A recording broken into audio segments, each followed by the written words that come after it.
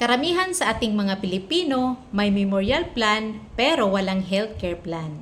Walang mali sa pagkuha ng memorial plan. Actually, maganda yan. Para pag kinuha ka ni Lord, hindi na problemahin ng pamilya mo ang funeral at memorial. Pero, mas maganda na kumuha ka rin ng healthcare plan. Kasi, ang totoong nangyayari, bago ka dadalhin sa huling hantungan, sa hospital ka muna dadalhin. At posibleng, mas malaki ang gasto sa ospital kaysa sa funeral at memorial. Pag nagkasakit or nadisgrasya, hospital naman talaga ang pupuntahan. At paano pag wala kang healthcare?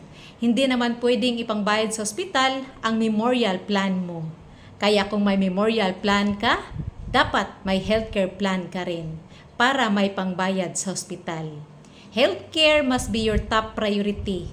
Isang beses lang tayo mamamatay, pero maaaring maraming beses tayo magkasakit.